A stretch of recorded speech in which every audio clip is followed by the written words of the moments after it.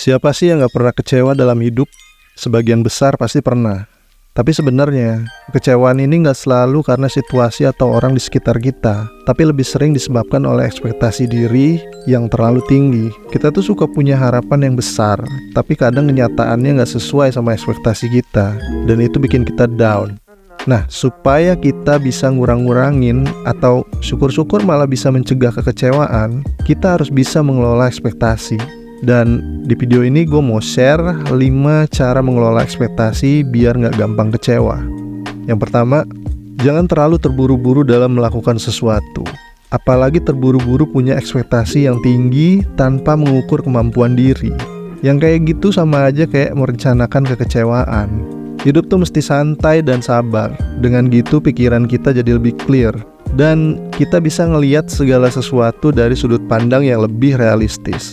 Nah, dengan begini, ekspektasi kita jadi lebih grounded, dan kita lebih siap buat hadapi segala situasi yang datang.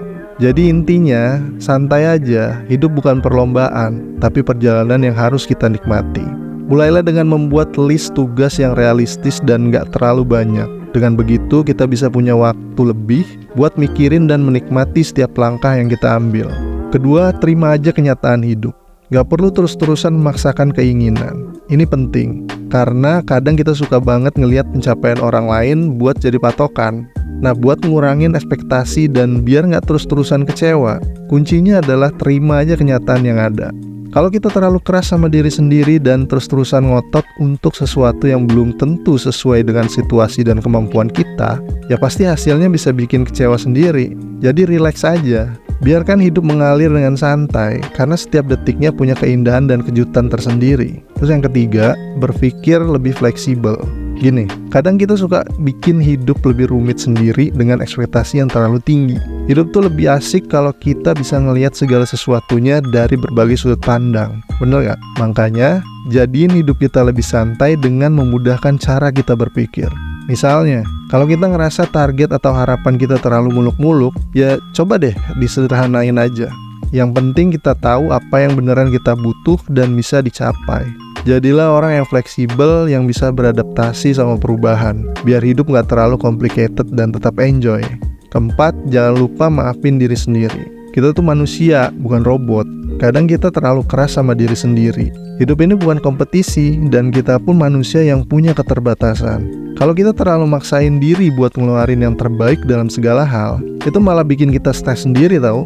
Jadi, sebaiknya kita mulai belajar untuk memaafkan diri sendiri untuk semua yang mungkin belum sesuai sama ekspektasi kita. Setiap kegagalan bukan akhir dari segalanya, tapi lebih kayak pembelajaran buat jadi lebih baik lagi. Jangan biarkan ekspektasi tinggi membunuh kebahagiaan kita. Memaafkan diri sendiri itu penting buat menjaga keseimbangan mental dan emosional kita. Jadi, coba ingetin diri sendiri bahwa kita tuh manusia biasa yang selalu belajar dan tumbuh dari setiap pengalaman. Terakhir, selipkan humor dalam hidup kita.